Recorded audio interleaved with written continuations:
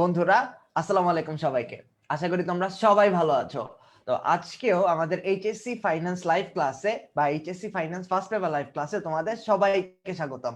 গত ক্লাসের মতো কিন্তু আজকে আমরা এই চ্যাপ্টার নিয়ে আলোচনা করব, অর্থাৎ হচ্ছে আমাদের এই যে মূলধন বাজেটিং যে চ্যাপ্টারটা রয়েছে সেটা নিয়ে। তো আমরা কিন্তু অলরেডি জানি এটি কিন্তু আমাদের জন্য খুব গুরুত্বপূর্ণ একটি চ্যাপ্টার, কারণ আমাদের এইচএসসি যে শর্ট সিলেবাসটা দেওয়া হয়েছে এই শর্ট সিলেবাস অনুযায়ী কিন্তু আমাদের চ্যাপ্টার অনেক কমে গেছে। সো আমাদের ম্যাথের মাত্র 3টা চ্যাপ্টার রয়েছে, তার মধ্যে একটা যেটা টাইম ভ্যালু অফ মানি সেটা কিন্তু আমরা শেষ করেছি। এরপরেই আমরা এই চ্যাপ্টারটা নিয়ে আলোচনা করব। তো ক্লাসের শুরুতেই তোমরা যারা যারা জয়েন করে ফেলেছো অলরেডি তারা একটু আমাকে জানিয়ে দাও যে কে কোথা থেকে ক্লাসটি করছো।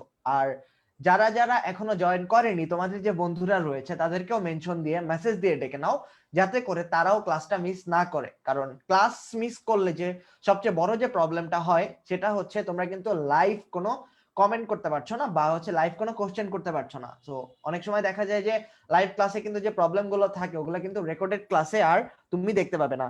তো আমাকে একটু তাড়াতাড়ি জানিয়ে দাও যে তোমরা কে কোথা থেকে ক্লাসটি করছো, এবং যারা যারা এখনো জয়েন করেনি তাদেরকে কিন্তু বলো তাড়াতাড়ি জয়েন করে ফেলতে। কারণ অলরেডি কিন্তু আমি বলেছি এই চ্যাপ্টারটা কিন্তু খুব খুব বেশি ইম্পর্টেন্ট, আর আজকে আমরা যে জিনিসটা নিয়ে আলোচনা করব ওটাও খুব বেশি ইম্পর্টেন্ট, এবং এখান থেকে কিন্তু বোর্ডে সবসময় কোশ্চেন থাকে। এবং যেহেতু ম্যাথমেটিক্যাল টার্ম বা হচ্ছে ম্যাথমেটিক্যাল আমাদের আজকে টপিক, সো অবশ্যই কিন্তু তোমাদেরকে মনোযোগ দিয়ে ক্লাসটি করতে হবে। তো আমরা খুব তাড়াতাড়ি ক্লাসটি শুরু করে দেব। তো তার আগে একটু আমি দেখে নিই যে আমাদের সাথে কে কে জয়েন করেছো। এবং আমি আবারও বলছি তোমাদের সাথে যারা যারা জয়েন এখনো করেনি তাদেরকে কিন্তু জানিয়ে দাও। তা আমি একটু দেখি আমাদের সাথে। আর আজকে আমরা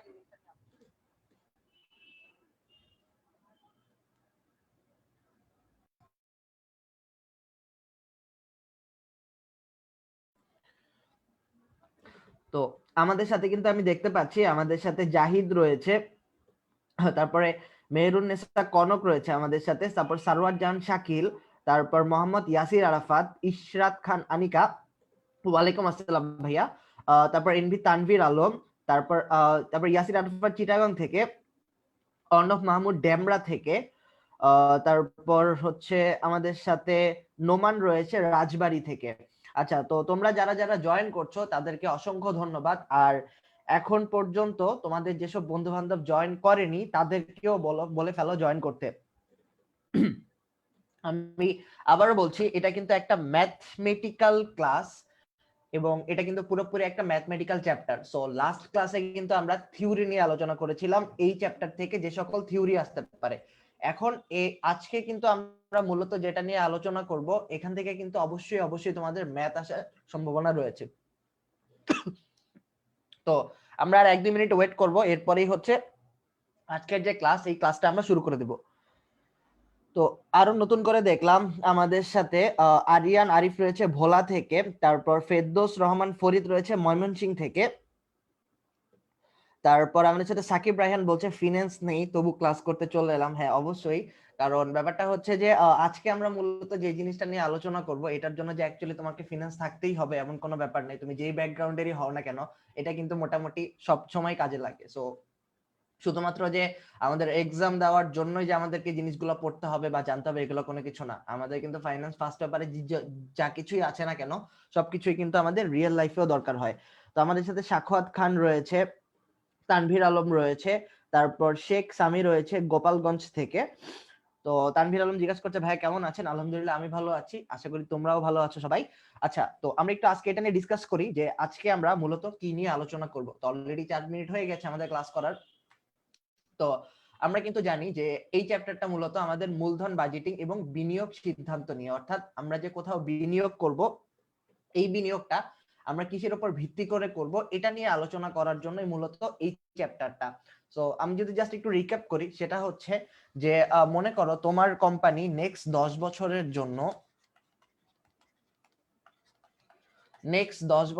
জন্য আমি ধরলাম 20 কোটি টাকা ইনভেস্ট করতে যায়। তো এই 20 কোটি টাকা কিন্তু নেক্সট 10 বছর ধরেই তারা ভোগ করবে, প্লাস হচ্ছে 10 বছরের কথা চিন্তা করেই কিন্তু ইনভেস্টমেন্টটা করা হবে। তো এই কারণেই কিন্তু বিনিয়োগ সিদ্ধান্তের আগে অনেক কিছু যাচাই বাছাই করে সিদ্ধান্ত নিতে হয়। জিনিসটা এরকম, মনে করো তুমি আজকে তোমার জন্য কোনো কিছু কিনতে চাচ্ছ, সো যেটা যা কিনতে চাচ্ছ যা কিনতে চাচ্ছ মনে করো সেটার দাম হচ্ছে 1,000 টাকা বা 5,000 টাকা। সো 5,000 টাকা যখন তুমি খরচ করতে যাবে তুমি কিন্তু অবশ্যই চিন্তা করবে যে এটা আমার দরকার আছে কিনা, বা এটার থেকে বেটার কোনো কিছু আছে কিনা, এটা থেকে আমি কতদিন সুবিধা পাবো, বা আমি যেটা চাচ্ছি সেটা এটার মধ্যে আছে কিনা। সো তুমি যখন নিজের পার্সোনাল খরচের জন্য এগুলা চিন্তা করতে যাও, অবশ্যই একটা কোম্পানি যখন আসে তারাও কিন্তু সেম জিনিসগুলোই চিন্তা করে। তো এই কারণেই কিন্তু এই বিনিয়োগ সিদ্ধান্ত গ্রহণের ক্ষেত্রে যে স্টেপগুলো ফলো করা হয় আমরা তার মধ্যে কিছু স্টেপ সম্পর্কে জানবো, এবং এই স্টেপগুলো নিয়ে কিন্তু আমাদের এই চ্যাপ্টারে বলা আছে। সো একটা কোম্পানি যখন বিনিয়োগ করতে যাবে তখন তারা যা কিছুর উপর বা যে পদ্ধতিগুলোর উপর ভিত্তি করে তারা বিনিয়োগ সিদ্ধান্ত গ্রহণ করে, সেই পদ্ধতিগুলোকে কিন্তু দুই ভাগে ভাগ করে। একটা হচ্ছে সনাতন পদ্ধতি, বা কিছু পদ্ধতি সনাতন পদ্ধতির মধ্যে যেটাকে ট্র্যাডিশনাল মেথড বলা হয়, এবং আরেক প্রকার আছে সেটা হচ্ছে বাট্টাকৃত নগদ পদ্ধতি, বা যেটাকে ডিসকাউন্টেড ক্যাশ ফ্লো মেথড বলা হয়। তো এখন এখান থেকে আমাদেরকে নির্ণয় করতে হবে যে কোন মেথড ফলো করে আমরা ওই ম্যাথগুলো করব, বা হচ্ছে কোম্পানি কিন্তু এখন এটা কিন্তু বলা নেই যে প্রতিটা কোম্পানি গড় মুনাফার হার পদ্ধতি ফলো করে, বা প্রতিটা কোম্পানি পেব্যাক সময় পদ্ধতি ফলো করে, বা প্রতিটা company net present value follow করে, বা প্রতিটা কোম্পানি আন্ত আয় হার বা আইআরআর ফলো করে। এটা কিন্তু স্পেসিফিক ভাবে কিছু বলা নেই। যে কোনো কোম্পানি তাদের সুবিধা অনুযায়ী যে কোনো মেথড ফলো করে সেই তারা বিনিয়োগ সিদ্ধান্ত গ্রহণ করে। এখন মনে করো কোনো কোম্পানি চিন্তা করলো তারা নিট প্রেজেন্ট ভ্যালুর উপর ভিত্তি করে তাদের মূল ফোকাস নিট প্রেজেন্ট ভ্যালুর উপর, যে নিট প্রেজেন্ট ভ্যালু যদি পজিটিভ থাকে বা নির্দিষ্ট পরিমাণ থাকে তাহলেই তারা গ্রহণ করবে। তাদের পে ব্যাক, আইআরআর, এআরআর এত কিছু তাদের মাথা ব্যথায় নেই। সো ওই কোম্পানি কিন্তু শুধুমাত্র এনপিভির উপরই ফোকাস করবে। তো এটা অ্যাকচুয়ালি ডিপেন্ড করে যে প্রতিটা কোম্পানি টু কোম্পানি যে তারা কিরকম জিনিস চায় বা তারা কিরকম রিটার্ন চায়। তো আমরা মূলত আজকে যে জিনিসটা নিয়ে আলোচনা করব সেটা হচ্ছে গড় মুনাফার হার পদ্ধতি বা এভারেজ রেট অফ রিটার্ন। এটা নিয়ে মূলত আমরা আলোচনা করব। তো তোমাদের এখানে আমরা মেইনলি গড় মুনাফার হার পদ্ধতির আমরা মূলত আজকে গড় মুনাফার হার পদ্ধতি সম্পর্কে জানবো, কিভাবে এই ম্যাথগুলো করে, আমরা বোর্ডে কিরকম গড় মুনাফার হার পদ্ধতি থেকে ম্যাথ আসে ওই জিনিসগুলো আজকে আমরা দেখবো। সো এইটুকু আশা করতে পারো যে আজকের ক্লাসের পর তোমাদের যদি কোনো প্রবলেম থাকে অবশ্যই কমেন্টে জানাবে। আজকের ক্লাসের পর কিন্তু তোমাদের গড় মুনাফার হার পদ্ধতি এটাতে ইনশাল্লাহ আর কোনো প্রবলেম থাকবে না। ইভেন একদম বোর্ডে যখন তোমরা অ্যান্সার করবে ঠিকভাবে অ্যান্সার করতে পারবে। যত যাবতীয় সমস্যা আছে সবগুলো নিয়ে আজকে আমরা আলোচনা করব। সো যাতে তোমরা স্টেপ বাই স্টেপ জিনিসগুলো আগাতে পারো বা ধরতে পারো, এই কারণেই কিন্তু শুধুমাত্র আজকে আমরা গড় মুনাফার হার পদ্ধতি নিয়ে আলোচনা করবো। আমরা যদি সবগুলো একসাথে করতে যান তাহলে তোমরা গুলিয়ে ফেলতে। সো আশা করি তোমরা মনোযোগ দিয়ে ক্লাসটি করবে, এবং এর মাঝে মাঝে কিছু এমসিকিউ রয়েছে জাস্ট তোমাদের এতদিন পর্যন্ত যে প্র্যাকটিসটা হয়েছে বা তোমাদের যে প্রিপারেশন সেটাকে ঝালাই করার জন্য। তো আমি আশা করবো তোমরা সবাই রেডি আজকে ক্লাসটা ফুল মনোযোগ দিয়ে করার জন্য। এবং আমি আবারও বলছি, কারো যদি কোনো প্রবলেম থাকে সাথে সাথে আমাকে কমেন্ট করে জানাবে যে ভাইয়া এই জায়গাতে প্রবলেম, আমি এটা বুঝতে পারছি না। ট্রাই করবে এরপরে ক্লাসের পরে যেন বাসায় বসে বসে, আবার অবশ্যই তোমরা এখন বাসায় আছো, তো এরপরে যেন ক্লাসের পরে আর তোমাদেরকে আবার এটা নিয়ে বসতে না হয়। ট্রাই করবা এই ক্লাসের মধ্যে সবকিছু ক্লিয়ার করে ফেলতে, তাহলে কিন্তু পরে গিয়ে আর এরকম টাইম নষ্ট করতে হবে না বা কষ্ট করে আবার দেখতেও হবে না। তো এবার আমরা আসি আমাদের মেইনলি ক্লাসে। তো প্রথমে তোমাদের জন্য দুইটা এমসিকিউ রয়েছে। তো আমাকে একটু পারলে জানাও যে প্রথম এমসিকিউটার কি হবে, যে মূলধন বাজেটিং এর সহজ পদ্ধতি কোনটা। তো আমাকে একটু তাড়াতাড়ি কমেন্ট করে জানাও যে এটার সঠিক উত্তরটা কি হবে।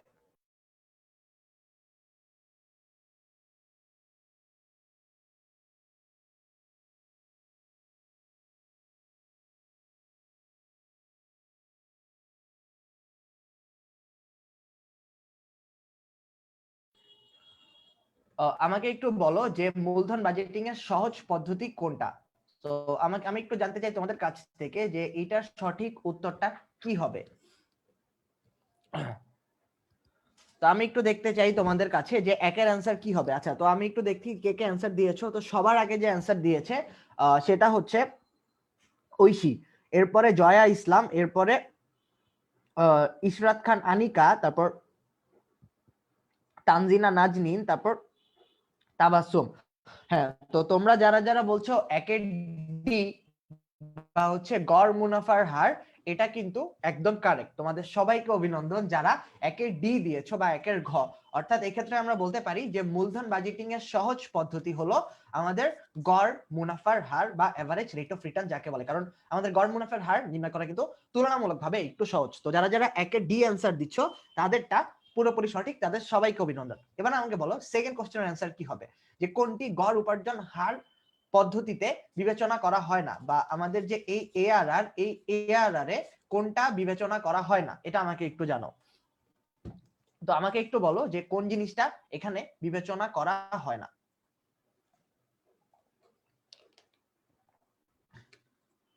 আমি একটু দেখতে চাই যে তোমরা, আমরা দেখি নাহিয়ান বলছো 2 এর ক, তো অভি বলছো 2 এর ডি, তারপরে আমাদের সাথে নোমান বলছো 2 এর ডি, তাবাসসুম ইস্তি বলছো 2 এর ডি, হ্যাঁ জাহিদ বলছো 2 এর ডি, নাজদিন বলছো 2 এর এ, তারপর রাজীব বলছো 1 এর ঘ 2 এর ঘ।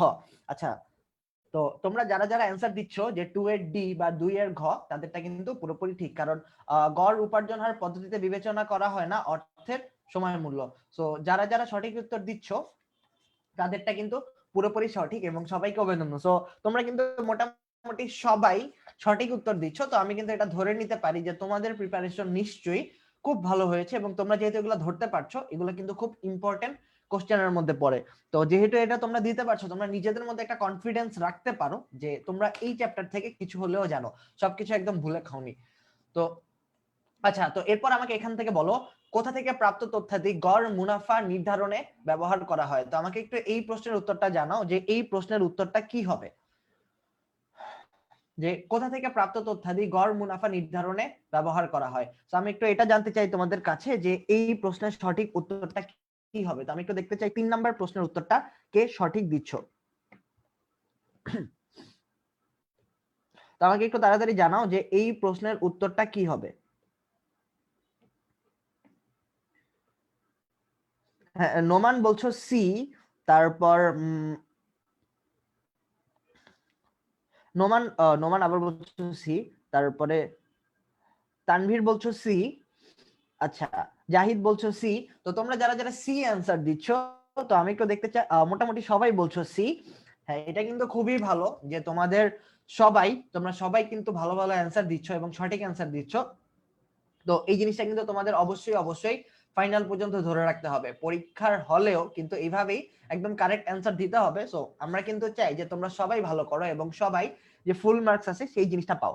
হ্যাঁ, তো তোমরা যারা যারা বলছো 3 সি আর্থিক প্রতিবেদন, তাদের সবার উত্তর সঠিক। তো আমি আর ধরে নিচ্ছি যে সবাই মোটামুটি এই সম্পর্কে তোমাদের ধারণা আছে। সো এমসিকিউ গুলো কিন্তু খুব বেশি ইম্পর্টেন্ট, আর তোমাদের এমসিকিউ প্রিপারেশন যদি ভালো থাকে তাহলে কিন্তু তোমরা ধরে নিতে পারো বোর্ডে তোমাদের জন্য এটা অনেক বড় অ্যাডভান্টেজ হিসেবে কাজ করবে, কারণ এমসিকিউ থেকে কিন্তু প্রচুর মার্ক তোলা যায়। সো এটা একদম পুরোপুরি ঠিক যে এই প্রশ্নের উত্তরটা কিন্তু হবে আর্থিক প্রতিবেদন। সো যেহেতু মোটামুটি সবাই তোমরা অ্যান্সার দিতে পারছো, তো আমি আশা করব যে এই জিনিসটা সম্পর্কে তোমরা বুঝতে পেরেছো। তো এবার আমরা চলে যাই আমাদের যে ম্যাথ রয়েছে সেই ম্যাথের ক্ষেত্রে। তো দেখো এই ম্যাথটা মোটামুটি আমাদের লাস্ট ক্লাসেও এটা আমরা সলভ করেছিলাম। তো জাস্ট আমি একটু রিক্যাপ দিচ্ছি যাতে করে লাস্ট ক্লাসে আমরা একটু ফাস্ট চলে গিয়েছিলাম, তো এইখানে আমরা একটু ভালোভাবে বুঝবো। তো দেখো কি বলা আছে, ক প্রকল্প একটি নতুন প্রকল্পে অর্থ বিনিয়োগের কথা ভাবছে।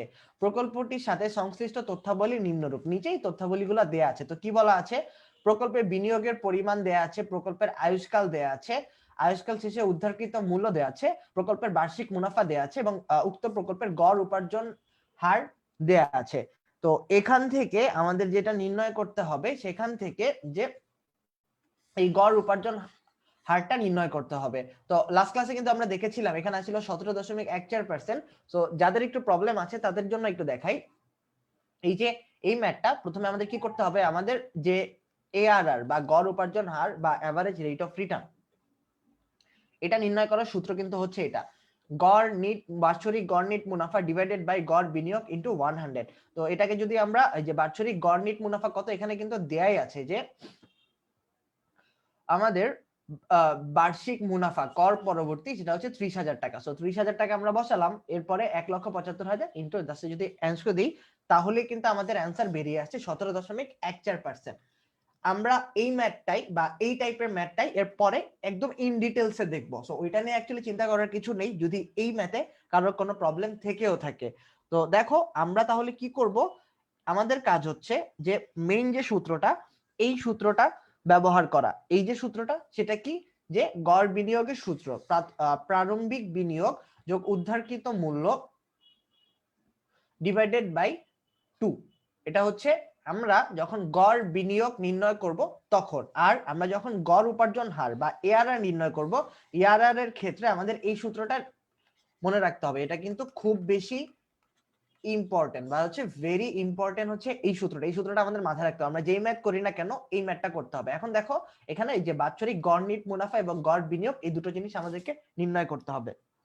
তো এই ম্যাথে যদি কারো কোনো প্রবলেম থেকে থাকে তোমরা চিন্তা করার কোনো কিছু নেই, পরের যে ম্যাথটা রয়েছে ওই পরের ম্যাথটাতে আমরা এটা নির্ণয় করব বা নির্ণয় করা দেখবো যে কিভাবে একদম ইন ডিটেলসে এই ম্যাথগুলো করে। আর আমি আবারও বলছি, তোমাদের যদি কোনো প্রবলেম থেকে থাকে তাহলে কিন্তু সাথে সাথে কমেন্ট করে জানাবে যে এই জায়গাটা বুঝতে পারছো না বা এই জায়গাটাতে প্রবলেম রয়েছে। তো চলো আমরা পরের পার্টে যাই, পরের যে ম্যাথ সেটাতে যাই। তো দেখো এখন এখানে কি বলা আছে, এই কোশ্চেনটা খুব মনোযোগ দিয়ে দেখো। জনাব সাকিব একজন আর্থিক ব্যবস্থাপক, তিনি একটি প্রকল্পে বিনিয়োগের চিন্তা ভাবনা করছেন যার প্রাথমিক খরচ 50,000 টাকা এবং ভগ্নাবশেষ মূল্য বা যেটাকে সেলভেজ ভ্যালু বলা হয় সেটা 10,000 টাকা। উক্ত প্রকল্প হতে প্রথম থেকে পঞ্চম বছর পর্যন্ত অবচয় ও করপূর্ব মুনাফা বাবদ 10, 13, 15, 18 ও 22,000 টাকা পাওয়া যাবে। কর হার 50%। সরল রৈখিক পদ্ধতিতে অবচয় ধার্য করা হয়। উক্ত প্রকল্পের গড় মুনাফার হার এআরআর বা এআরআর নির্ণয় করো। কোম্পানির ব্যবস্থাপনা কর্তৃপক্ষ কর্তৃক নির্ধারিত সর্বনিম্ন মুনাফার হার 15% হলে প্রকল্পটি কি গ্রহণ করা উচিত? এটা তোমরা যদি জানো অবশ্যই কিন্তু আগে আগে সলিউশন করে আমাকে কিন্তু অ্যানসারটা তোমরা বলে দিবে। আর যারা বুঝতে পারো না তারা অবশ্যই আমার সাথে, আমি বুঝিয়ে দিচ্ছি, তারপরে যদি কোনো প্রবলেম থাকে সাথে সাথে কিন্তু জানাবে। তো এটা কিন্তু অনেক ইম্পর্টেন্ট একটা লাইন, যে কোম্পানির ব্যবস্থাপনা কর্তৃপক্ষ কর্তৃক নির্ধারিত সর্বনিম্ন গড় মুনাফার হার 15% হলে প্রকল্পটি কি গ্রহণ করা উচিত কিনা এটা জানতে চাওয়া হচ্ছে। সো এই জিনিসটাও আমরা দেখবো, বাট আপাতত এই লাইনের কিন্তু কোনো কাজ নাই। তো এখান থেকে আমাদের কি করতে হবে, এআরআর টা নির্ণয় করতে হবে। তো এআরআর নির্ণয় করার জন্য আমাদের কি করতে হবে, এইটা দেখো, এই চার্টটা কিন্তু খুব বেশি ইম্পর্টেন্ট, কারণ যখন আমরা এআরআর নির্ণয় করতে যাব তখন আমাদের যে জিনিসটার প্রয়োজন হবে সেটা হচ্ছে কর পরবর্তী মুনাফা, অর্থাৎ কর পরবর্তী মুনাফা কিন্তু নির্ণয় করা খুব বেশি ইম্পর্টেন্ট। তো এখান থেকে এই কর পরবর্তী মুনাফাটা দেখো আমাদের কোশ্চেনে কিন্তু দেয়া আছে যে অবচয় ও করপূর্ব মুনাফা বাবদ। তার মানে কি, অবচয় ও করপূর্ব মুনাফা যদি দেয়া থাকে, আমরা যখন এআরআর নির্ণয় করতে যাব সেক্ষেত্রে আমাদের কিন্তু কর পরবর্তী মুনাফা এই জিনিসটা দরকার হবে, কারণ আমরা কিন্তু সূত্রে অলরেডি জানি যে আমাদের কর পরবর্তী নিট মুনাফা লাগে, এরপরে হচ্ছে গড় বিনিয়োগ লাগে। সো এখানে কিন্তু এই কর পরবর্তী জিনিসটা এক্স্যাক্টলি দেয়া নেই। আচ্ছা তোমাদের যদি কোনো যেহেতু আমার ক্যামেরার জন্য একটু আটকেছো, আমি আমার ক্যামেরাটা একটু অফ করছি যাতে করে তোমরা পুরা কোশ্চেনটা দেখতে পারো। তো দেখো এখানে কি বলা আছে যে প্রাথমিক খরচ 50,000 টাকা। আচ্ছা তো এখানে প্রাথমিক খরচ দেয়া আছে 50,000 টাকা। তো এই প্রাথমিক খরচ যেহেতু 50,000 টাকা দেয়া আছে এবং এই যে ভগ্নাবশেষ মূল্য এটা দেখো 10,000 টাকা। তো আমি আশা করি তোমরা অলরেডি দেখে ফেলেছো যে প্রাথমিক খরচ যেটা আছে, আর তোমরা কিন্তু পরে এই স্লাইডটা পেয়েও যাবে। সো এটা নিয়ে অ্যাকচুয়ালি চিন্তা করার কোনো কারণ নেই। তো প্রাথমিক খরচ যেহেতু 50,000 টাকা এবং এই যে অবচয় করপূর্ব মুনাফা, এই অবচয় করপূর্ব মুনাফা কিন্তু আমাদের দেয়া আছে, এখান থেকে কর পরবর্তী যে মুনাফা এটা আমাদের নির্ণয় করতে হবে। আমি আবারও বলছি, তোমাদের কারো কোশ্চেন থাকতে পারে যে কর পরবর্তী মুনাফাই কেন নির্ণয় করতে হবে, কারণ এআরআর যখন আমরা নির্ণয় করব অবশ্যই অবশ্যই এই কর পরবর্তী মুনাফাটা নির্ণয় করে নিতে হবে। যদি কোশ্চেনে কর পরবর্তী মুনাফা অলরেডি দেয়া থাকে সেক্ষেত্রে আর বের করতে হবে না, কিন্তু যদি দেয়া না থাকে তখন কিন্তু আমাদেরকে এভাবে নির্ণয় করতে পারে, যদি দেয়া থাকে তাহলে আর আলাদা করে করতে হবে না। তো আশা করি এই পর্যন্ত তোমরা বুঝতে পেরেছো। তো দেখো আমাদের এই যে অবচয় ও করপূর্ব মুনাফা এটা আমরা কিভাবে নির্ণয় করব, এটা নির্ণয় করার জন্য সর্বপ্রথম অবচয় ও করপূর্ব, আমরা কর পরবর্তী মুনাফা নির্ণয় করব। এই কর পরবর্তী মুনাফা নির্ণয় করার জন্য প্রথমে যেটা আছে অবচয় ও করপূর্ব মুনাফা। তো দেখো অবচয় ও করপূর্ব মুনাফা বাবদ কি দেয়া আছে, 10,000, 13,000, 15,000, 18,000 ও 22,000 টাকা। তো তার মানে 10, 13, 15,000, 18,000 এবং 22,000।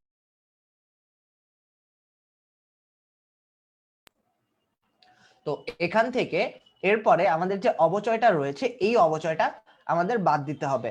সো অবচয় কিভাবে এখানে নির্ণয় করা হয়েছে এটা তোমাদেরকে দেখানো হবে। জাস্ট এইটুকু মনে রাখো যে আমাদের এই অবচয়টা করতে হবে। তো অবচয় করার পর এই যে অবচয় কিন্তু প্রতি বছর সেম আসবে। সো 8,000, 8,000, 8,000, 8,000। তো এরপর থেকে করপূর্ব মুনাফা, তো আমি কিন্তু অলরেডি দেখতে পাচ্ছি অনেকে অ্যান্সার দেওয়া শুরু করেছো। তানজিনা নাজদিন বলছো 12.67%, সাদিয়া জামান বলছো 12.67%। সো তোমরা যারা যারা অ্যান্সার দিচ্ছ অবশ্যই তোমাদেরকে অসংখ্য ধন্যবাদ আগে আগে ম্যাথটি করার জন্য। এবং আমরা কিন্তু অবশ্যই যখন ম্যাথটা সলভ করব তখন কিন্তু তোমাদের অ্যান্সারের সাথে মিল নেব। সো ওদের মতো তোমরা যদি অন্য কেউ অ্যান্সার করে থাকো তাহলে কিন্তু সাথে সাথে জানিয়ে দেবে। এটা কিন্তু খুবই ভালো একটা জিনিস যে তোমরা আগে থেকে জিনিসগুলো দিতে পারছো। সো দেখো এরপরে আমরা 8,000, 8,000, 8,000 করে দিয়ে দিলাম। এরপরে করপূর্ব মুনাফা। সো করপূর্ব মুনাফা দেখো 2,000। করপূর্ব মুনাফা তার মানে কি, এই 10,000 থেকে যদি 8,000 আমরা বিয়োগ দিই তাহলে আমরা কত পাচ্ছি? তাহলে কিন্তু আমরা পাচ্ছি যে এই যে 2,000 টাকা, এরপরে আমাদের আসে 5,000 টাকা, এরপরে 7,000, এরপরে 10,000, এরপরে 14,000। সো আমাদের কি করতে হবে? অবচয় করপূর্ব মুনাফা থেকে অবচয়টা বাদ দিয়ে দিতে হবে, যেহেতু এখানে অবচয়ও রয়েছে। তো অবচয়টা আমরা বাদ দিলাম। এরপরে যে টাকাটা থাকবে এটা হচ্ছে বাদ কর 50%। সো এই দেখো এখানে যে 2,000 টাকা রয়েছে না, দ্বিতীয় বছরে 5,000 টাকা, তৃতীয় বছরে 7,000 টাকা, চতুর্থ বছরে 10,000 টাকা এবং পঞ্চম বছরে 14,000 টাকা, এটার 50% জাস্ট করতে হবে। সো বাদ হচ্ছে কর 50%, 1,000, 2,500, 3,500, 5,000, 7,000। তো এখান থেকে যদি আমরা মাইনাস দিই তাহলে যে মানটা আসবে এটাই হচ্ছে আমাদের কর পরবর্তী মুনাফা। সো আমি একটু তোমাদের জন্য রিক্যাপ করি জিনিসটা। সেটা হলো গিয়ে আমাদের কর পরবর্তী যে মুনাফা, এই কর পরবর্তী মুনাফা নির্ণয় করার জন্য আমাদের কি করতে হবে? প্রথমে অবচয় কর পূর্ব 15,000। সো এখান থেকে অবচয়টা বাদ দিতে হবে। অবচয় বাদ দেওয়ার পর যে টাকাটা থাকবে সেটা হবে আমাদের কর পূর্ব মুনাফা। কর পূর্ব মুনাফা বাদ কর যত পার্সেন্ট দেয়া আছে, এখানে কিন্তু সবসময় 50% হবে এমন কোনো ব্যাপার না। এখানে কর হার দেয়া আছে 50%, তো তার মানে 50%, তো এখানে কি হবে? 1,000। সো আমি যদি ক্যালকুলেট করি তাহলে কিন্তু দাঁড়াচ্ছে এই 1,000 টাকা। তো তারপর দ্বিতীয় বছরে 2,500, তারপরে তৃতীয় বছরে 3,500, চতুর্থ বছরে 5,000, পঞ্চম বছরে 7,000। তো এখান থেকে আমরা কি পেলাম? আমরা কর পরবর্তী যে মুনাফা সেই জিনিসটা আমরা পেলাম। হ্যাঁ, তো এরপরে থেকে আমরা কিন্তু দেখতে পাচ্ছি পাশাপাশি তোমরা অনেকেই অ্যান্সার দিচ্ছ। শান্তা অ্যান্সার দিয়েছে, তারপর তানভীর আলম বলেছে 12.67%। আচ্ছা, তো এরপরে আমরা আসো এটা সলভটা দেখি। তো তারপর এই যে কোশ্চেন করেছিলে যে অবচয় দেয়া নাই, অবচয়টা দেয়া নাও থাকতে পারে, বেশিরভাগ সময় অবচয় দেয়া থাকে না। সেক্ষেত্রে অবচয়টা আমরা এইভাবে নির্ণয় করব: প্রাথমিক বিনিয়োগ মাইনাস ভগ্নাবশেষ মূল্য ডিভাইডেড বাই প্রকল্পের আয়ুষ্কাল। এইভাবে কিন্তু আমাদের অবচয়টা নির্ণয় করে নিতে হবে। সো অবচয় কিন্তু নির্ণয় করে আমরা এখানে 8,000 টাকা পেয়েছিলাম। তো এরপরে দেখো আমরা এটা ক্যালকুলেট করলাম যে গড় বিনিয়োগটা আমরা এখানে নির্ণয় করে নিলাম যে প্রাথমিক বিনিয়োগ, তারপর ভগ্নাবশেষ মূল্য, তারপর 2। তো তারপর যদি এটা আমরা পুরো ক্যালকুলেট করি, তারপর এই যে দেখো আমরা এই যে মানগুলো পেয়েছিলাম এই মানগুলো আমরা এখন বসিয়ে দেবো। হচ্ছে যে কর পূর্ব মুনাফা আমরা যেটা নির্ণয় করলাম। তো কর পূর্ব মুনাফা নির্ণয় করার পর আমরা যে গড় মুনাফা কিন্তু পেলাম 3,800, কারণ এটা 5 বছরের ছিল।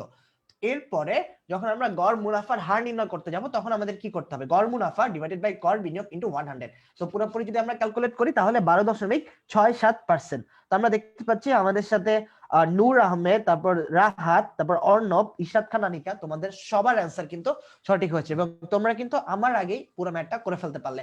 তোমাদের সবাইকে অভিনন্দন এবং সবাইকে আন্তরিকভাবে ধন্যবাদ এত তাড়াতাড়ি রেসপন্স করার জন্য। তো তার মানে তোমরা যদি এই ম্যাথটা সম্পর্কে ক্লিয়ার হও তাহলে আমাকে একটু জানাও, তাহলে আমরা নেক্সট যে ম্যাথটা রয়েছে এই জিনিসগুলো দেখবো। এবং মোটামুটি আজকে কিন্তু আমরা বোর্ডের ম্যাথগুলোই দেখবো, যেই ম্যাথগুলো বোর্ডে আসে। সো বিগত বছরের বোর্ডের ম্যাথগুলো যদি এইভাবে তোমরা সলভ করতে পারো তাহলে কিন্তু তোমরা আশা রাখতে পারো যে তোমাদের টাইমে যে পরীক্ষাটা হবে বা তোমরা যখন বোর্ড পরীক্ষা দিবে তখন কিন্তু তোমাদের আর কোনো প্রবলেম থাকবে না, বা হচ্ছে তোমরাও ঠিক সুন্দরভাবে অ্যান্সার করতে পারবে। সো আমাকে একটু জানাও যে এই পর্যন্ত তোমরা বুঝতে পেরেছো কিনা এবং এটা সম্পর্কে কোনো প্রবলেম আছে কিনা। সো এটা যদি তোমাদের ক্লিয়ার থাকে তাহলে আমরা পরের যে ম্যাথ এইটা দেখতে পারি।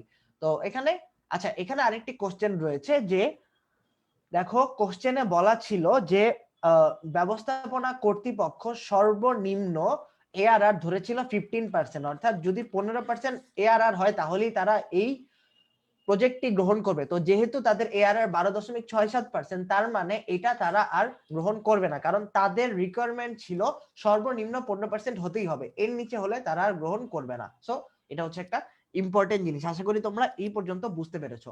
তো এরপর তোমাদের জন্য আরো একটি এমসিকিউ রয়েছে। এখানে দেখো আরো দুটি এমসিকিউ রয়েছে অ্যাকচুয়ালি। তো এখানে কি বলা আছে, জনাব কবির 5 বছরের জন্য 80 লক্ষ টাকার একটি প্রকল্পে বিনিয়োগ করলেন, তার গড় বিনিয়োগ কত টাকা হবে? তো যেহেতু 5 বছরের জন্য 80 লক্ষ টাকার একটি প্রকল্পে বিনিয়োগ করেছে, তো আমাকে এখন একটু বলো যে এইটার অ্যান্সারটা কি হবে বা এই প্রশ্নের উত্তরটা কি হবে। আমাকে একটু তাড়াতাড়ি জানাও যে এই প্রশ্নের উত্তরটা কি হবে।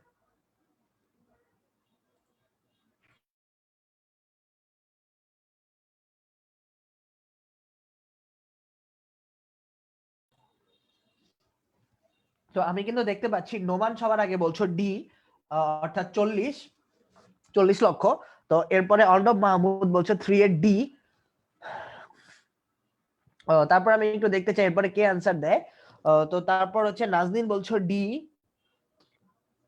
হ্যাঁ, তো তোমরা যারা যারা ডি বলছো, শান্তা বলছো একের ঘ, জোনায়েদ খান রাহাত বলছো ডি, হিয়াব বলছো ডি, সাদিয়া জামান ডি, ইশরাত খান নানিকা বলছো ডি, অনিক কুমার 1 এর ডি। হ্যাঁ, তো তোমরা যারা যারা এটা বলছো যে 40, তাদের উত্তর কিন্তু পুরোপুরি সঠিক, কারণ এই প্রশ্নের সঠিক উত্তর কিন্তু হবে 40 লক্ষ। কারণ আমরা এটা কিভাবে পেলাম, আমরা পেলাম 80 কে জাস্ট 2 দিয়ে ভাগ করলে হচ্ছে, কারণ এখানে কোনো ভগ্নাবশেষ মূল্য বা সেলভেজ ভ্যালুর কাজ নেই। সো এটা হচ্ছে আমাদের 40 লক্ষ। এরপরে আসে কোন পদ্ধতিতে নগদ প্রবাহের পরিবর্তে নিট মুনাফা ব্যবহৃত হয়। তো আমাকে একটু বলো তো যে কোন পদ্ধতিতে আমরা নগদ প্রবাহের পরিবর্তে আমরা নিট মুনাফা ব্যবহার করে থাকি। সো আমি একটু তোমাদের অ্যান্সারের জন্য আশা করব যে এই প্রশ্নের সঠিক উত্তরটা কি হবে, এটা একটু তোমরা আমাকে জানাও যে আমরা যদি কোন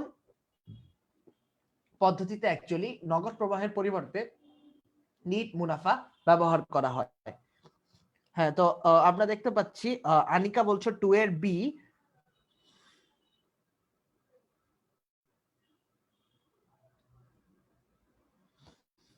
তারপর নোমান বলছো বি, তাবাসসুম বলছো বি, ঐশী বলছো 4 এর বি। আচ্ছা, তো যারা যারা বলছো বি নাম্বার, অর্থাৎ কোন পদ্ধতিতে নগদ প্রবাহের পরিবর্তে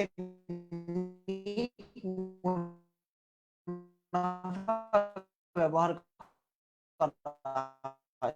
তো আমরা কিন্তু জানি যে আমাদের কাজ হবে, যখন আমরা এটার ক্লাসগুলো করব তখন তোমরা জিনিসটা বুঝতে পারবে। তো আপাতত কিন্তু আমরা যেটা নিয়ে আলোচনা করব সেটা হচ্ছে আমরা এই গড় মুনাফার হার পদ্ধতি ক্ষেত্রে কিন্তু আমাদের নিট মুনাফা ব্যবহার করা হয়। তো আশা করি এই পর্যন্ত তোমরা বুঝতে পেরেছো। যদি এই পর্যন্ত বুঝে থাকো তাহলে এই প্রশ্নের উত্তরটা দাও যে এই প্রকল্পের ক্ষেত্রে গড় নিট মুনাফা 58,000 টাকা এবং গড় মুনাফার হার 16% হলে প্রকল্পটির গড় বিনিয়োগ কত টাকা। তো আমাকে এখান থেকে বলো যে এই প্রকল্পের গড় বিনিয়োগ কত হবে।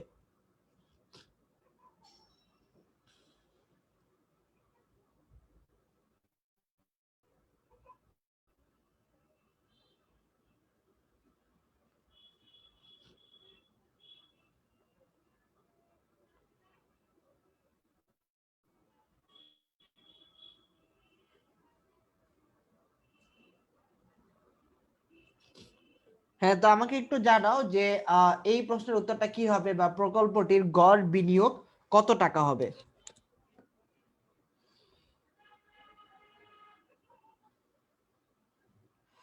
হ্যাঁ, অর্ণব মাহমুদ বলছো ডি, তারপর সিজন বলছো ডি, তারপর মাহফুজা জামান মিম বলছো ডি।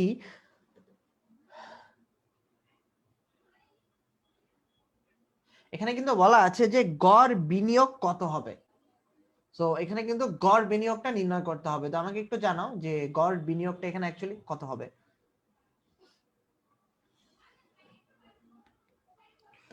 তো আমি একটু জানতে চাই যে এই প্রশ্নের উত্তরটা কি হবে।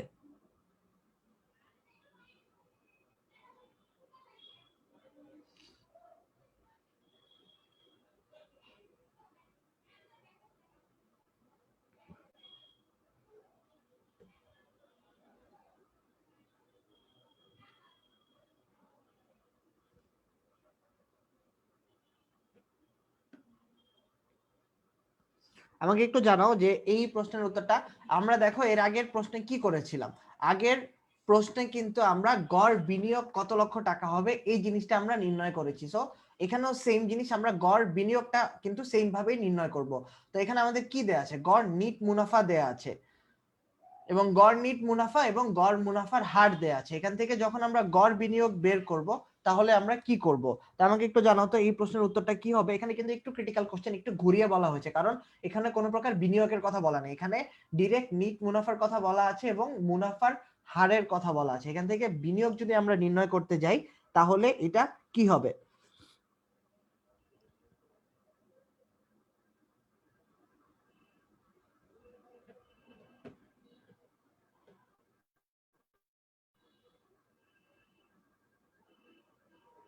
হ্যাঁ, এই প্রশ্নের সঠিক উত্তর যারা দিচ্ছ তাদেরটা কিন্তু হবে 3,62,500 টাকা। অর্থাৎ এই প্রশ্নের উত্তরটা কিন্তু আমাদের একটু ঘুরিয়ে দিতে হবে। তো এই কারণে দেখো এখানে 29,000 তোমরা যারা বলছো তারা কিন্তু যে ভুলটা করছো, তোমরা এই 58,000 টাকাকে তোমরা 2 দিয়ে ভাগ দিচ্ছ, বাট এটা দেখো এটা কিন্তু আমাদের মূলধন না বা বিনিয়োগ না, এটা কিন্তু নিট মুনাফা। সো নিট মুনাফা আর কিন্তু বিনিয়োগ এক জিনিস না। তো এই কারণেই আমাদের এটা একটু চেঞ্জ হবে।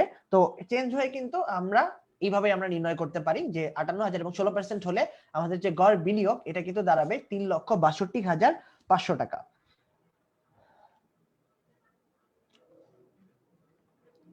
আচ্ছা, তো আশা করি তোমরা জিনিসটা বুঝতে পেরেছো। তো এরপরে আমরা যেটা নিয়ে আলোচনা করব, এরপরে আমরা আরো একটি ম্যাথ দেখব। তো এই ম্যাথে কি বলা আছে দেখো, যে এখানে বলা আছে জনাব আলম চিন্তা করছেন প্রকল্পের প্রাথমিক প্রাক্কলিত নগদ বহিঃপ্রবাহ 2 লক্ষ টাকা, প্রকল্পের মেয়াদ 4 বছর এবং ভগ্নাবশেষ মূল্য নেই এবং এরপরে এই সংক্রান্ত তথ্য দেয়া আছে। তো এখান থেকে এবং আমাদের এই কর পূর্ব যে নগদ প্রবাহ, এই কর পূর্ব নগদ প্রবাহ কিন্তু দেয়া আছে। তো দেখো আমরা কিন্তু কর পূর্ব নগদ প্রবাহ থাকলে আমরা কি করব, আমরা কর পরবর্তী যে নগদ প্রবাহ এইটা আমাদেরকে নির্ণয় করতে হবে এবং আমাদের সব ডিটেলস কিন্তু এখানে দেয়া আছে। তো এখান থেকে যদি আমরা গড় মুনাফার হার নির্ণয় করতে যাই আমাদেরকে কি করতে হবে, সবার আগে কিন্তু আমাদেরকে কর পরবর্তী যে নিট মুনাফা রয়েছে এই কর পরবর্তী নিট মুনাফাটাই নির্ণয় করে দিতে হবে। তো দেখো কর পূর্ব নিট মুনাফা কিন্তু আমাদের দেয়াই আছে কোশ্চেনে, তো ওটা আমাদের বসাতে হবে 80,000, 70,000, 80,000, 1 লক্ষ টাকা। এবং এরপরে আমাদের যে অবচয়, অবচয়টা নির্ণয় করতে হবে, বা যদি অবচয় দেয়া থাকে তাহলে তো অবচয় দেয়াই রইলো।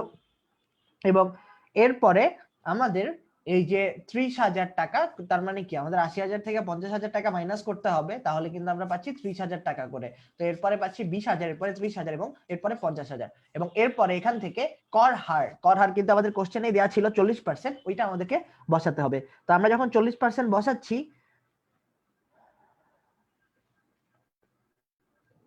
তো আমরা যখন 40% বসাচ্ছি, তো এরপরে কিন্তু দেখো এই যে 30,000 টাকার 40%, 20,000 টাকার 40%, এই জিনিসটা আমাদেরকে বসাতে হবে। এবং এরপরে আমরা কর পরবর্তী যে নিট মুনাফা, এই কর পরবর্তী নিট মুনাফাটা আমরা পেয়ে যাচ্ছি। সো কর পরবর্তী নিট মুনাফাটা পাওয়ার পর আমরা এটা দিয়ে কিন্তু কাজ করব, যে কর পরবর্তী নিট মুনাফাটা যখন আমরা পেয়ে যাব আমাদের কাজ কিন্তু এটাই, যে নিট মুনাফা নির্ণয় করা। তো এখানে অনেকে বলতে পারো যে বার্ষিক অবচয়টা আমরা কিভাবে নির্ণয় করলাম।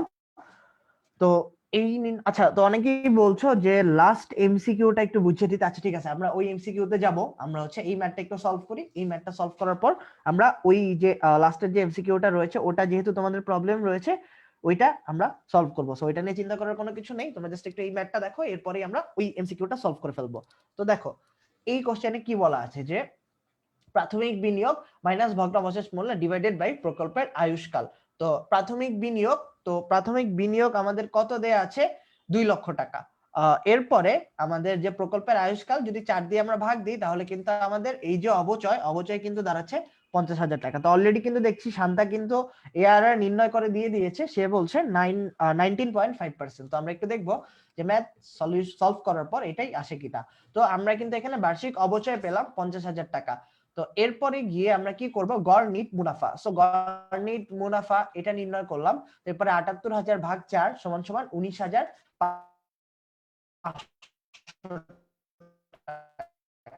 এটা কিন্তু আমাদের আসলো গড় নিট মুনাফা। অর্থাৎ এই যে আমরা এটা সলভ করলাম, এই যে আমরা এটা নির্ণয় করলাম যে গড় পরবর্তী হার দিয়ে ভাগ দিলাম, যেহেতু এটা 4 বছর।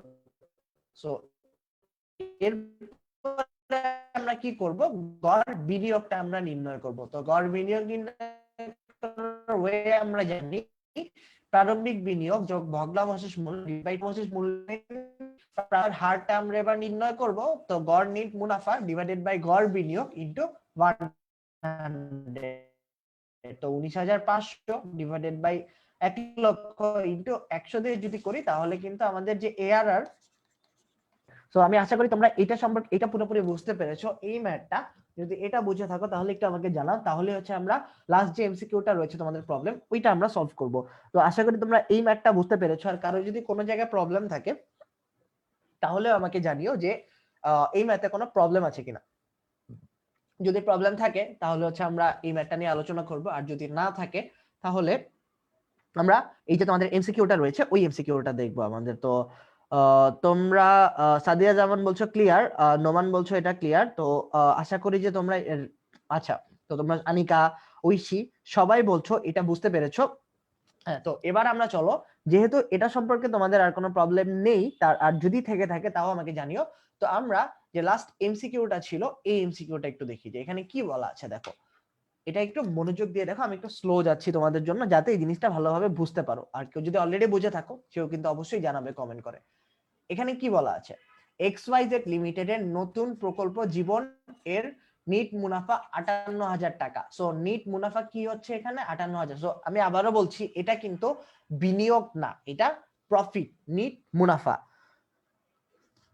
এরপরে গড় মুনাফার হার 16%। তো তার মানে কি গড় মুনাফার হার দেয়া আছে এখানে, প্রকল্পটির গড় বিনিয়োগ কত টাকা এটি জানতে চাওয়া হয়েছে। তো এই জিনিসটা এখন আমাদেরকে নির্ণয় করতে হবে।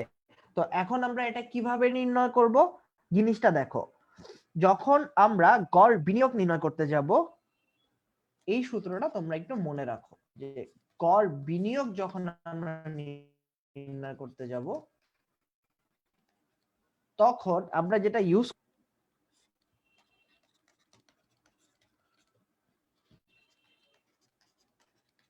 গড় নিট মুনাফা, এরপরে আসে আমাদের গড় মুনাফার হার।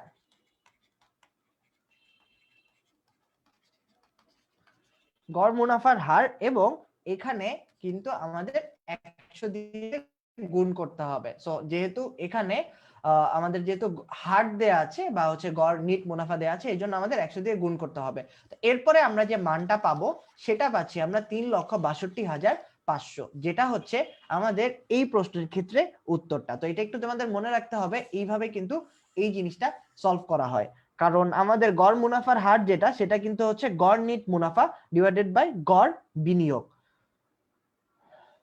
তো দেখো, আমরা যখন এআরআর নির্ণয় করতে যাই, তো এআরআর নির্ণয় করার সময় কি হয়, এআরআর নির্ণয় করার সময় আমাদের যে সূত্রটা সেটা কিন্তু দাঁড়ায় যে গড়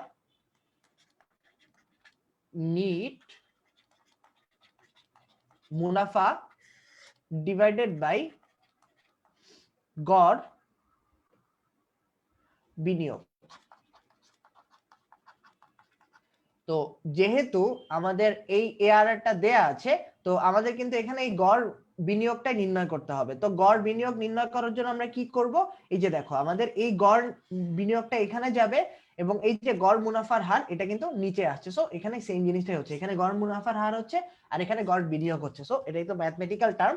সো চেঞ্জ করার জন্য কিন্তু আমাদের এই যে গড় বিনিয়োগ এটা 3,62,500 চলে আসছে। তো আশা করি এই জিনিসটা তোমরা এবার বুঝতে পেরেছো যে কেন আমাদের গড় বিনিয়োগটা এভাবে হলো। তো আমি আশা করি তোমরা এই জিনিসটা বুঝতে পেরেছো যে কেন এটা চেঞ্জ হয়েছে। এটা কিন্তু খুব ইম্পর্টেন্ট একটা জিনিস। তোমাদের ধন্যবাদ এটা অ্যাকচুয়ালি কমেন্ট করার জন্য যে তোমাদের প্রবলেম হচ্ছে। তো আমি আশা করব তোমরা জিনিসটা ভালোভাবে বুঝতে পেরেছো। এটা কিন্তু তোমাদের পরীক্ষায় আসার মতো, এবং এটা তোমাদের এক্সাম হলেও আসতে পারে। আচ্ছা, তো আমি আশা করতে পারি অলরেডি তোমরাও বলছো যে তোমরা এটা বুঝতে পেরেছো। তো তোমরা যদি এটা ক্লিয়ার থাকো তাহলে আমরা পরেরটাতে, পরের ম্যাথে চলে যাই। এটা তো আমরা মাত্র নির্ণয় করলাম। তো দেখো আমাদের যে এইখানে সুন্দরবন ফার্মা লিমিটেডের আর্থিক ব্যবস্থাপক বিনিয়োগের উদ্দেশ্যে দুটি প্রকল্প বিবেচনা করছেন।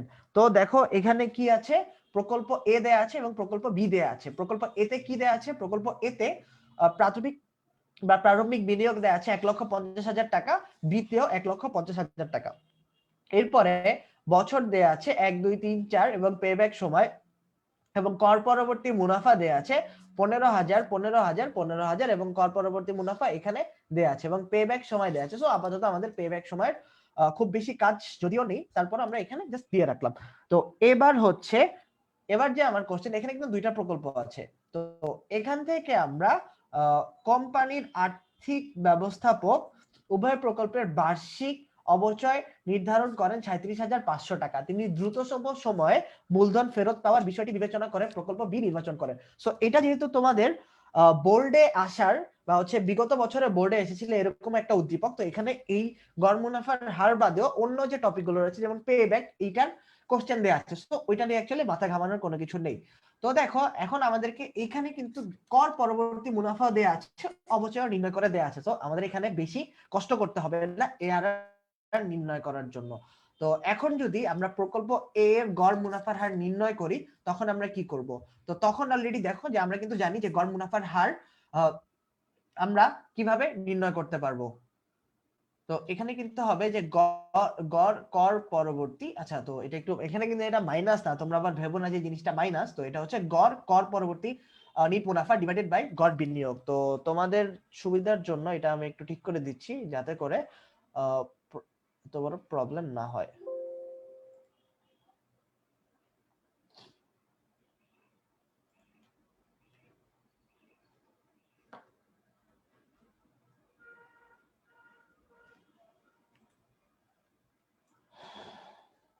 আচ্ছা সো এটা একটু তোমরা খেয়াল রাখো। আচ্ছা এটা পুরো কেটেই দিই তাহলে আর প্রবলেম হবে না। হ্যাঁ, তো এটা কিন্তু হবে আমাদের গড় কর পরবর্তী নিট মুনাফা এবং এরপরে গড় বিনিয়োগ ইনটু 100। তো তারপর এখানেও সেম,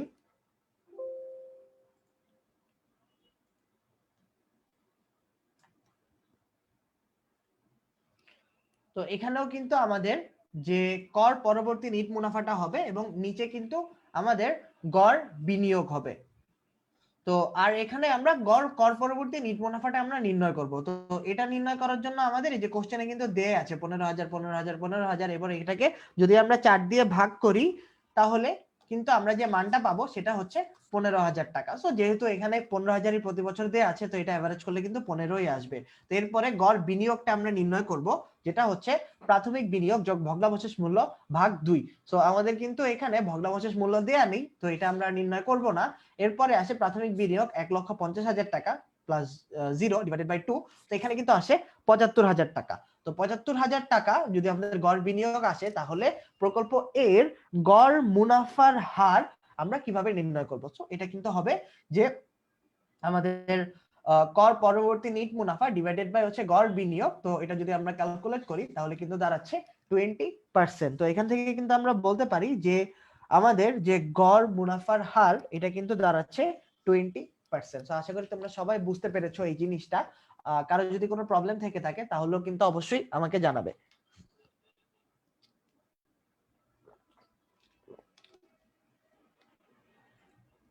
তো আমাকে একটু বলো যে কারো কোথাও প্রবলেম আছে কিনা। তো আমরা কিন্তু এখানে দেখতে পাচ্ছি যে আমাদের, আচ্ছা তো একজন বলছো যে তোমরা জিনিসটা বুঝতে পারোনি। তো দেখো যারা বুঝোনি তাদের জন্য জিনিসটা আবার যে আমাদের এখানে বলা আছে গড় কর পরবর্তী নিট মুনাফাটা এখানে নির্ণয় করতে বলা হয়েছে। সো গড় কর পরবর্তী নিট মুনাফা কিন্তু আমাদের অলরেডি কোশ্চেনে দেয়াই আছে। কোশ্চেনটা একটু তোমাদেরকে যদি দেখাই, এই যে দেখো এই কোশ্চেনে কিন্তু আমাদের এই যে কর পরবর্তী মুনাফা দেয়াই আছে। সো কর পরবর্তী মুনাফার এটার এভারেজ নির্ণয় করতে হবে, গড় বিনিয়োগটা আমাদের নির্ণয় করতে হবে, তাহলেই হয়ে যাচ্ছে। তো আমরা এখানে কি করলাম যে আমাদের গড় মুনাফার হারের জন্য প্রথমে গড় কর পরবর্তী নিট মুনাফাটা আমরা নির্ণয় করলাম, এরপরে আমরা যে গড় বিনিয়োগ সেটা নির্ণয় করলাম। এটা নির্ণয় করার পর দুটো যখন আমরা সূত্রে বসিয়ে দেব তখন আমাদের যে মানটা দাঁড়াবে সেটাই হচ্ছে আমাদের গড় মুনাফার হার এবং এটা হচ্ছে যে 20%। সো আশা করি তোমরা জিনিসটা বুঝতে পেরেছো। তো আমাদের অ্যাকচুয়ালি বিটা দরকার হবে না, তারপরে যারা করে ফেলেছো তাদের জন্য তাদের সবাইকে ধন্যবাদ যে তোমরা কিন্তু খুব ফাস্ট ম্যাথ গুলো করতে পারছো। এটা কিন্তু খুবই ভালো একটা জিনিস যে তোমরা ক্লাসের জন্য বসে থাকোনি যে ক্লাসে কখন করাবে বা তখন আমরা করব, তোমরা যে নিজে নিজে ম্যাথ গুলো করতে পারছো অবশ্যই কিন্তু তোমরা এগুলো নোট করে রাখবে, তাহলে তোমাদের কিন্তু এক্সামের আগে কিন্তু পুরো সিলেবাস রিভাইজ দেওয়ার প্রবলেম সম্ভব হয় না, এগুলো কিন্তু একবার দেখলে তোমরা বুঝে যাবে। তো এটা হচ্ছে আমাদের যে গড় মুনাফার হার নির্ণয় করার যে ওয়ে, সেই জিনিসটা। তো আমরা আশা করি যে তোমরা এটা বুঝতে পেরেছো। তো এরপর আমাকে তাহলে এই প্রশ্নের উত্তরটা একটু দিয়ে দাও তাড়াতাড়ি করে, যে এই প্রশ্নের উত্তরটা কি হবে, যে আহ এই কোম্পানির প্রধান নির্বাহী হাকিম চৌধুরী একটি নতুন প্রকল্পে বিনিয়োগের লাভজনকতা নির্ণয়ের আগে পর পর 4 বছরের মুনাফার সাথে অবচয় যোগ না করে মোট মুনাফাকে 4 দিয়ে ভাগ করেন, কিন্তু মোট বিনিয়োগকে 2 দ্বারা ভাগ করেন। তো হাকিম চৌধুরীর অনুসৃত পদ্ধতি কোনটি? সো আমাকে একটু জানাও তো যে হাকিম চৌধুরী কোন পদ্ধতি ফলো করেছিলেন। তা আমি একটু দেখতে চাই যে হাকিম চৌধুরী কোন পদ্ধতি ফলো করেছিলেন। হ্যাঁ, আমি কিন্তু দেখতে পাচ্ছি নোমান বলছো এ, মিম বলছো এ, তারপর কাজী রাকিব বলছো ক্লিয়ার। আচ্ছা, তো শান্তা বলছো ক, জাহিদ বলছো এ, জয়া ইসলাম এ, তানভীর আলম এ, তারপর তাবাসসুম বলছো এ, ঐশী বলছো এ, রাহাত বলছো এ, নোমান বলছো এ। আচ্ছা, তো তোমরা যারা যারা এ অ্যান্সার দিচ্ছ তাদের সবারটা কিন্তু সঠিক। এই প্রশ্নের উত্তর, সঠিক উত্তর কিন্তু হবে গড় মুনাফার হার বা average rate of return. So এটা হচ্ছে আমাদের যে কাঙ্ক্ষিত উত্তর সেটা। তো এটাকে বলা হচ্ছে এআরআর বা আমাদের গড় উপার্জন হার বা গড় মুনাফার হার।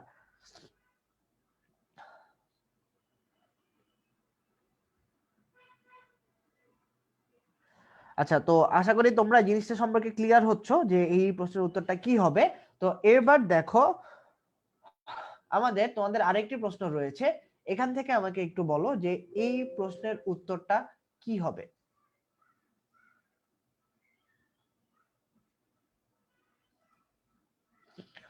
তো এই প্রশ্নের উত্তর দেখো, এখানে কি বলা আছে যে সেম জিনিস, যে উদ্দীপকে নির্দেশিত পদ্ধতির সীমাবদ্ধতা হলো অর্থের সময় মূল্য উপেক্ষিত থাকে, সব নগদ প্রবাহের মূল্য সমান, মুনাফা ও বিনিয়োগকে ভিন্ন সংখ্যা দ্বারা ভাগ করা। তো আমাকে একটু জানাও যে এই প্রশ্নের উত্তরটা কি হবে।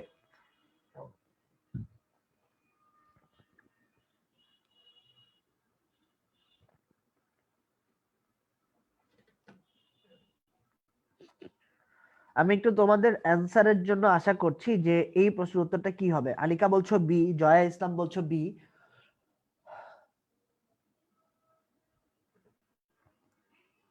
লাবণ্য বলছো বি। তোমরা যে বি অ্যান্সার দিচ্ছ, এই বি অ্যান্সারটা কেন হবে আমাকে একটু জানাও, যে এটা কিন্তু মোটামুটি একটা ভুল অ্যান্সার দিচ্ছ সবাই। এই প্রশ্নের উত্তরটা একটু মনোযোগ দিয়ে দেখো, তোমরা কিন্তু এই জায়গাতেই ভুল করবা, কারণ দেখা যায় যে তোমাদের যদি 3টা এমসিকিউ থাকে, এটার অ্যান্সার কিন্তু বি হবে না। সো এটা তোমরা বি অ্যান্সার দিয়ে লাভ নেই, এখানে সবাই ভুল উত্তর দিচ্ছ। তো জিনিসটা বুঝো, তোমাদের কিন্তু 30টাই একদম তোমরা যে পারবে এরকম কিন্তু সহজ এমসিকিউ থাকে না, কয়েকটা কোশ্চেন কিন্তু একটু ক্রিটিক্যাল থাকে। সো ওই ক্রিটিক্যাল অ্যান্সার গুলোর জন্যই কিন্তু সবার থেকে তোমার ডিফারেন্সটা চলে আসবে। তো তোমরা মোটামুটি সবাই বি অ্যান্সার দিচ্ছ, এই বি অ্যান্সারটা কিন্তু ঠিক না, এখানে কিন্তু একটু ভুল রয়েছে, কারণ এটার সীমাবদ্ধতা জিজ্ঞাসা করা হয়েছে। তো এই সীমাবদ্ধতাটা কি হবে তোমরা একটু মনোযোগ দিয়ে দেখো যে এইটার উত্তরটা কি হবে। জিনিসটা তোমরা ভালো মতো বুঝো, এই কোশ্চেনটা কি বলা আছে। কোশ্চেনটা হচ্ছে আহ উদ্দীপকে নির্দেশিত, তার মানে নির্দেশিত পদ্ধতিটা হচ্ছে গড় মুনাফার হার পদ্ধতি। তো গড় মুনাফার হারের সীমাবদ্ধতা কি? অর্থের সময় মূল্য উপেক্ষিত থাকে, এইটা হবে, এটা আমরা জানি। এরপরে যেটা আছে, সব নগদ প্রবাহের মূল্য সমান। তো আমরা কিন্তু জানি যে সব নগদ প্রবাহের মূল্য কিন্তু যদি সমান থাকে তাহলে প্রবলেম হয়। এবং এরপরে আছে মুনাফা ও বিনিয়োগকে ভিন্ন সংখ্যা দ্বারা ভাগ করা। তো মুনাফা ও বিনিয়োগকে কিন্তু ভিন্ন সংখ্যা দ্বারা ভাগ করলে কিন্তু এইটা আমার পদ্ধতির সীমাবদ্ধতার মধ্যে পড়ে না, এটা জাস্ট আমাদের নির্ণয় করার জন্যই করতে হয়। বাট যে প্রধান যে প্রবলেম গুলো থাকে সেটা হচ্ছে আমাদের 1 ও 2, অর্থাৎ এই প্রশ্নের সঠিক উত্তর কিন্তু দাঁড়াবে ক নাম্বারটা, সেটা হচ্ছে 1 ও 2। সো আশা করি তোমরা এরপরে যেটা অ্যান্সার দিচ্ছ যে 1 ও 3, এই যে মুনাফা ও বিনিয়োগকে ভিন্ন সংখ্যা দ্বারা ভাগ করা, এটা কিন্তু সীমাবদ্ধতার মধ্যে পড়ে না। প্রথম যে সীমাবদ্ধতা সেটা হচ্ছে ওই 1 ও 2 নাম্বারটা, যে সময় মূল্য উপেক্ষিত থাকে এবং এরপরে সব নগদ প্রবাহের মূল্য সমান। সো আমি আশা করি যে এইটা তোমরা বুঝতে পেরেছো। যদি এইবার ঠিক আছে, তো এতক্ষণ পর্যন্ত যে উল্টাপাল্টা অ্যান্সার দিচ্ছিলে খ বা গ, এটা অ্যাকচুয়ালি ভুল। তো এটা একটু মাথায় রাখতে হবে যে কোনো প্রশ্নের উত্তরে যেন ভুল না হয়, কারণ এমসিকিউতে একটা যদি ভুল যায় তাহলে কি হচ্ছে, তাহলে কিন্তু তোমার পুরো 1 নাম্বার চলে যাচ্ছে আর কি। তো এটা কিন্তু অনেক মানে ভয়ঙ্কর একটা জিনিস। চিন্তা করো তোমার যদি বাই চান্স 5টা এমসিকিউ ভুল হয়, তোমার পুরো 5 নাম্বার শেষ। তো এটা কিন্তু অবশ্যই তোমরা মাথায় রাখবে। এবং অ্যাডমিশনের ক্ষেত্রে কিন্তু এগুলোই হয়। অ্যাডমিশন পরীক্ষা যখন তোমরা কিন্তু এইচএসসির পরপরই অ্যাডমিশন দিতে যাবে, সো যখন তোমরা অ্যাডমিশন দিবে তখন কি হবে, তখন কিন্তু এই টাইপের কোশ্চেন গুলো সবচেয়ে বেশি থাকে। কারণ তোমাদের কিন্তু বড় বড় কোনো ম্যাথ আসবে না, যা আসবে এই ছোট ছোট যে বেসিক যে কোশ্চেন, এই কোশ্চেন গুলোই দিবে। তো তখন যদি তোমরা ভুল করে ফেলো, এটা কিন্তু তোমাদের জন্য অনেক ভয়ঙ্কর জিনিস হয়ে যাবে। কারণ অ্যাডমিশন টেস্টে আমি আবারও বলছি, তোমাদের বেসিকটা খুব বেশি ইম্পর্টেন্ট কাজে লাগবে, কারণ বেসিক থেকেই বেশিরভাগ কোশ্চেন অ্যাডমিশন টেস্টে আসে আর কি। তো এই জন্য আমাদের কিন্তু কাজ হচ্ছে তোমাদের শুধুমাত্র এইচএসসির জন্য প্রিপেয়ার করার জন্য না, কারণ হচ্ছে তোমাদের অ্যাডমিশনের জন্য যেন তোমরা তোমাদের প্রিপারেশন ভালো থাকে, এই জিনিসটা তোমাদের মাথায় রাখতে হবে। তো এরপরে আমরা আসি এই প্রশ্নে। দেখো এখানে কি বলা আছে যে স্কয়ার কোম্পানি লিমিটেডের কাছে বিনিয়োগের জন্য 1,60,000 টাকা আছে। প্রতিষ্ঠানটি বিনিয়োগের জন্য নিচে দুটি প্রকল্প বিবেচনা করেছে। তো এরপরে দেখো এখানে প্রকল্প এ দেয়া আছে এবং প্রকল্প বি দেয়া আছে। তো এই প্রকল্প এ এবং বি দেওয়াটা থেকে এবং এরপরে আমাদের এখান থেকে গড় আয়ের হার নির্ণয় করতে হবে। তো এখানে বিনিয়োগের টাকা দেয়া আছে এবং গড় পরবর্তী মুনাফা দেয়া আছে। সো কর পরবর্তী নিট মুনাফা মানে কি, তার মানে হচ্ছে আমাদের আর কর পূর্ববর্তী মুনাফা থেকে কর পরবর্তী জিনিসটা আর আমাদেরকে নির্ণয় করতে হবে না। সো এটা কিন্তু খুব ভালো একটা জিনিস। তো আসো আমরা এখান থেকে যদি আমরা নির্ণয় করি, তাহলে আমরা কি নির্ণয় করবো, যে কর পরবর্তী মুনাফা দেখো দেয়া আছে 18,000 টাকা, কর পরবর্তী মুনাফা দেয়া আছে 12,000 টাকা এবং এখানে আছে 10,000 টাকা। তো এখান থেকে আমরা যখন নির্ণয় করব, তখন আমাদের কি করতে হবে, যেহেতু কর পরবর্তী মুনাফা দেয়াই আছে, তো আমরা জাস্ট এই যে 18,000, 12,000, 10,000 এবং এখানে আমরা 3 দিয়ে যদি ভাগ করি, তাহলে কিন্তু আমরা পাচ্ছি 13,333.33 টাকা। এখান থেকে আমরা গড় বিনিয়োগ নির্ণয় করব। তো গড় বিনিয়োগ আমরা কি করব, প্রাথমিক বিনিয়োগ যোগ ভগ্নাংশের মূল্য ডিভাইডেড বাই 2। তো এরপরে 75,000, তারপর এখানে কিন্তু বলা আছে যে প্রাথমিক বিনিয়োগ 75,000 টাকা। তো 75,000 যোগ 0 যোগ, কারণ এখানে কোনো ভগ্নাংশের মূল্য দেয়া নেই, এবং এরপরে আমরা যদি আমরা ক্যালকুলেট করি, তাহলে কিন্তু গড় আয়ের হার দাঁড়াচ্ছে 35.36% বা 56%। সো তোমাদের যেটা অ্যান্সার আসে আর কি 35% আসাটা হচ্ছে মেইন। এরপরে দশমিকের জন্য অন্যরকম আসতেই পারে। তো নোমান দেখছি পুরোপুরি সঠিক উত্তর দিয়েছো, যেটার উত্তর দাঁড়াবে 35.36%। সো সবার আগে কিন্তু নোমান অ্যান্সার দিয়েছে, এটা কিন্তু পুরোপুরি ঠিক। তো তোমরা একটু আমাকে বলো যে এই পর্যন্ত তোমরা ক্লিয়ার হয়েছো কিনা, বা এই পর্যন্ত তোমরা বুঝতে পেরেছো কিনা। এটা যদি তোমরা বুঝতে পারো, তাহলে কিন্তু আমরা আমাদের পরের যে ম্যাথটা রয়েছে, এর পরের ম্যাথে আমরা চলে যাব। তো আশা করি আজকের পর তোমাদের আর এআরআর নিয়ে বা গড় মুনাফার হার নিয়ে আর কোনো প্রবলেম থাকার কথা না। এর জন্য আমরা একদম ইন ডিটেলসে যত টাইপের কোশ্চেন এসেছিল এআরআর থেকে, এগুলো কিন্তু মোটামুটি সব বোর্ডের কোশ্চেন। তো বোর্ডের কোশ্চেন করতে গেলে কিন্তু তোমাদের খুব বেশি প্র্যাকটিস হয়ে যাবে, তোমরা একটা ধারণা লাভ করতে পারবে যে কোথা থেকে এই কোশ্চেন এসেছিল।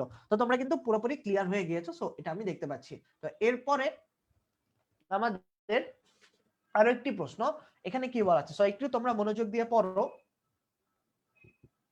এবং তোমরা চেষ্টা করো যে এই প্রশ্নের যে গড় মুনাফার হার এটা কত হবে এটা নির্ণয় করার জন্য। তো দেখো এখানে কি বলা আছে যে জনাব সালাম একটি প্রতিষ্ঠানের আর্থিক ব্যবস্থাপক, তার হাতে একটি বিনিয়োগ প্রকল্প রয়েছে। এখানে কি দেওয়া আছে, বার্ষিক নগদ কর পরবর্তী মুনাফা। তার মানে কি, কর পরবর্তী মুনাফা কিন্তু দেয়া আছে। তো তার মানে আমাদের আর কর পূর্ববর্তী থেকে পরবর্তী নির্ণয় করে নিতে হবে না। তো আমাকে আচ্ছা, তো তোমরা তোমাদেরকে এই ম্যাথটা করার জন্য আমি একটু টাইম দিলাম। তো তোমরা অনেকেই বলছো যে ম্যাথ করার জন্য সময় দিতে, তো তোমরা এই ম্যাথটা একটু করার চেষ্টা করো। তো আমি একটু তোমাদের ম্যাথ করার জন্য ওয়েট করি, যে তোমরা একটু এটা করার ট্রাই করো, দেখো নিজে নিজে পারো কিনা। সো তোমরা যদি নিজেরা করতে পারো, কেউ যদি আমাকে অ্যান্সার দেয়, এরপরে আমরা একটু শর্টে বা হচ্ছে আমরা একটু স্লোলি এই জিনিসটা আমরা বুঝিয়ে দেবো। সো তোমরা একটু ট্রাই করো এটা নিজে নিজে করার জন্য।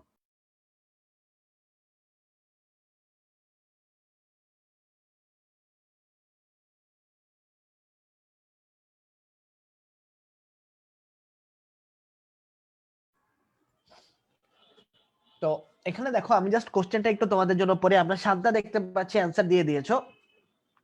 তো এখানে কি বলা আছে, অর্ণব অ্যান্সার দিয়েছো, সো অলরেডি কিন্তু তোমরা অ্যান্সার দেওয়া শুরু করে দিয়েছো। তো দেখো এখানে কি বলা আছে, নগদ কর পরবর্তী মুনাফা দেয়া আছে 30,000, 50,000, 35,000 টাকা। মূলধন ব্যয় দেয়া আছে 15%, এবং 3 বছরের তো বলাই আছে। প্রাথমিক বিনিয়োগ দেয়া আছে 1 লক্ষ টাকা। তো এরপরে তানভীর আহমেদ, তো এটা কিন্তু খুবই ভালো একটা জিনিস যে তোমরা যত তাড়াতাড়ি ম্যাথের অ্যান্সার গুলো দিতে পারবে সেটা কিন্তু তোমাদের জন্যই ভালো।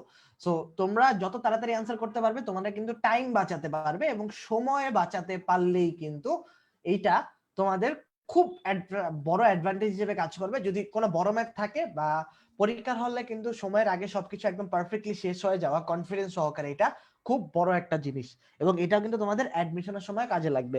আমি কিন্তু দেখতে পাচ্ছি আমাদের সাথে আসমি, এরপরে কাজী রাকিব, তারপর সিনথিয়া জামান, অনিক কুমার আর নাজনীন সবাই কিন্তু অ্যান্সার দিচ্ছ।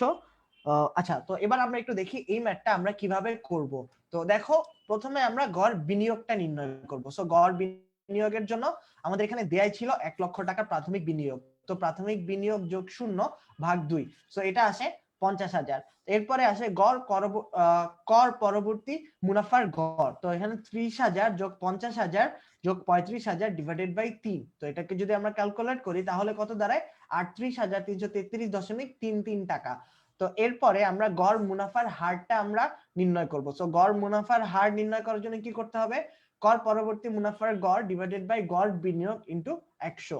তো এরপরে আমাদের যে মান দাঁড়াচ্ছে সেটা হচ্ছে 76.76%, অর্থাৎ 76.66%। তো তার মানে আমরা কিন্তু এই যে দেখতে পাচ্ছি এই প্রশ্নের উত্তর কিন্তু হবে 76.66% বা 76%। তো যারা যারা সঠিক উত্তর দিয়েছো তাদের সবাইকে অভিনন্দন। তোমাদের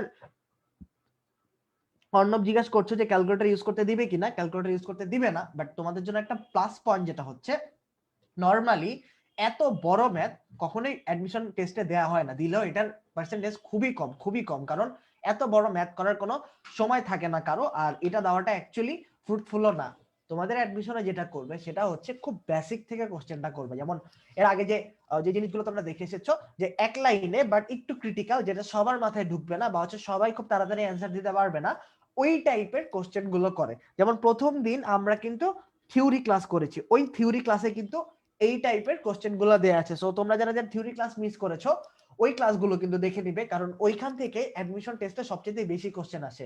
এখন যে আমরা ম্যাথ গুলো করছি এই ম্যাথ গুলো কিন্তু আমাদের এই চ্যাপ্টারের জন্য বা এইচএসসি এক্সামের জন্য ইম্পর্টেন্ট বা নর্মাল বেসিকের জন্য ইম্পর্টেন্ট। বাট এই যে অ্যাডমিশন টেস্টে যে বেসিক কোশ্চেন গুলো আসে এগুলো কিন্তু সাধারণত এত বড় বড় কোশ্চেন দেয় না। এই জন্যই অ্যাডমিশনের জন্য হলেও আমাদেরকে পুরো চ্যাপ্টারে যা যা আছে এবং ক্লাসে মনোযোগ দিয়ে সবকিছু দেখতে হবে।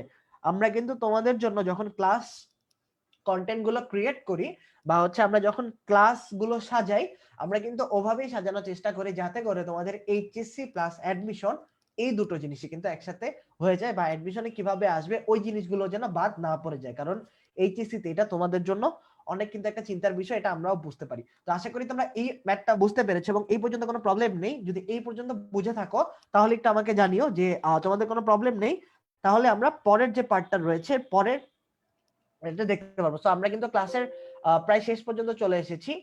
তো এরপরে আমরা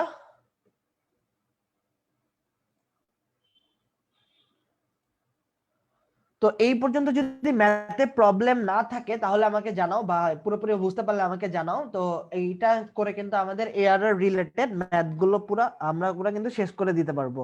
তো অনেক বলছো বুঝতে পেরেছো, ইশরাত খান বলছো বুঝতে পেরেছো। তো তোমাদের সবাইকে ধন্যবাদ যে এইটুকু বোঝার জন্য। তো এটা যেহেতু তোমরা বুঝতে পেরেছো তাহলে জাস্ট লাস্ট কয়েকটা তোমাদের জন্য এমসিকিউ রয়েছে, এই এমসিকিউর অ্যানসার গুলো তাড়াতাড়ি দিয়ে দাও।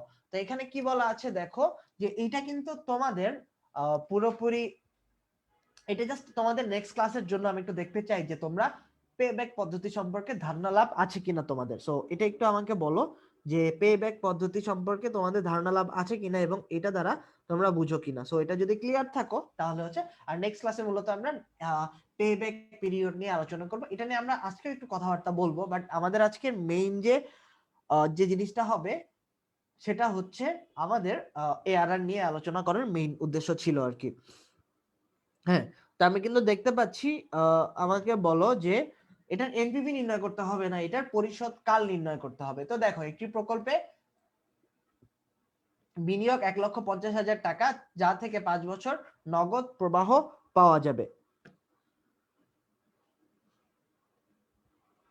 আচ্ছা, তো এখানে অ্যাকচুয়ালি নগদ প্রবাহগুলো দেয়া নেই, সো আমি তোমাদেরকে নগদ প্রবাহগুলো দিয়ে দিচ্ছি।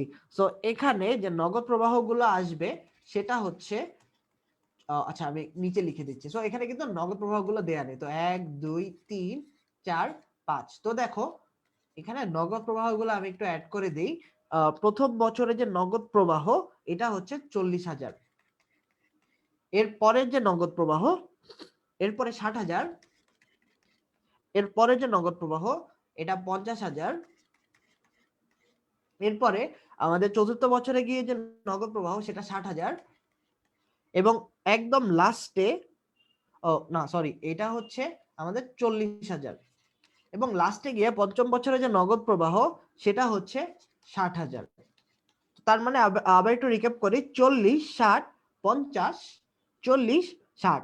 তো এখান থেকে আমাকে একটু বলো যে এই প্রকল্পের পরিশোধ কাল কত হবে বা পেব্যাক পিরিয়ড কত হবে। তো তোমরা এটা নির্ণয় করতে করতে আমি একটু বলে রাখি যে এই প্রশ্নের উত্তরটা কি হবে। এই প্রশ্নের এনপি পেব্যাক পিরিয়ড বলতে কি বোঝায়? পেব্যাক পিরিয়ড মানে কিন্তু হলো যে কত বছরে আমার অর্থ আমার প্রতিষ্ঠানের ভেতর ফেরত আসছে, এই জিনিসটাকে বোঝায়। তো তোমরা একটু আমি একটু দেখতে চাই তোমরা পেব্যাক পিরিয়ডটা বোঝো কিনা, জাস্ট একটু আগে ধারণা নিয়ে রাখছি, এর উপরে কিন্তু আমরা নেক্সট ক্লাসটা সাজাবো। হ্যাঁ, তো আমরা কিন্তু অলরেডি দেখতে পাচ্ছি নোমান বলছো এটার সলিউশনটা আমরা নেক্সট ক্লাসে দেখবো। সো এটা নিয়ে অ্যাকচুয়ালি চিন্তা করার কোনো কারণ নেই। আর পেব্যাক পিরিয়ডটা বলতে অ্যাকচুয়ালি বোঝায় যেটা হচ্ছে গিয়ে আমরা কত দিনে আমাদের যে প্রতিষ্ঠানের অর্থ এটা ফেরত আসবে, এই জিনিসটা নির্ণয় করার বা এই জিনিসটা নির্ণয় করাকে কিন্তু পেব্যাক পিরিয়ড বলা হয়। সো আমি কিন্তু দেখতে পাচ্ছি তোমরা অনেকে এ আনসার দিচ্ছ এবং এই প্রশ্নের সঠিক উত্তর কিন্তু এই হবে। তো একটা ক্লাসে অ্যাকচুয়ালি দুইটা জিনিস নিয়ে বা তিনটা জিনিস নিয়ে আলোচনা করলে তোমাদের একটু প্রবলেম হতে পারে।